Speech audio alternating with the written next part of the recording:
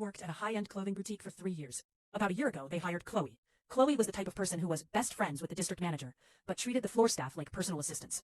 She would constantly misplace high-value items, only for them to turn up in her locker, or at the bottom of a bin, and then she'd blame the inventory team for being careless. The breaking point came when she took credit for a $5,000 sale I had spent 3 hours closing. She told the manager she stepped in to finalize the details because I was struggling. Because of that, she got the Employee of the Month bonus and a lead position I had been promised. Fast forward a month. It was the day of our biggest semi-annual sale. Chloe was scheduled to open the store at 7 o'clock in the morning. At 6:45 in the morning, I was sitting in my car in the parking lot, scrolling through social media before my 9 o'clock shift started. I saw Chloe's Snapchat story. She was at a house party 3 hours away, clearly intoxicated, with a caption that said, "Too hungover to care about work tomorrow, lol." At 7:15 in the morning, the store manager, who was waiting at the front door because he didn't have the keys that day, Chloe did, started blowing up our group chat. 7:20 a.m. Does anyone know where Chloe is? 7:30 a.m. Chloe isn't answering her phone. Is she sick?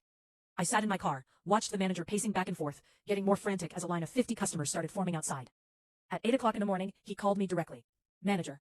Hey, have you heard from Chloe? I can't get into the building, and the customers are starting to get angry. Me. No, I haven't talked to her this morning. Manager, do you know if she's okay? Did she mention any plans? Me. I really couldn't say what her plans were. Technically, I didn't lie. I hadn't talked to her. I just didn't mention the video of her doing shots at 3 a.m. The store didn't open until 10 a.m. when the locksmith finally arrived. Thousands of dollars in sales were lost, and the corporate office was livid. When Chloe finally strolled in at noon with a fake story about her car being stolen and her phone being taken by the thief, the manager was already looking at her social media, because another coworker, who wasn't as quiet as me, had finally sent him the screenshot. She was fired on the spot. Corporate asked the manager if anyone on the team could have alerted them sooner to mitigate the delay. The manager said, no, everyone I asked said they had no idea. I could have saved her job, or at least helped the manager open the store earlier by telling him she wasn't coming. But after she stole my commission and my promotion, I just watched the clock tick.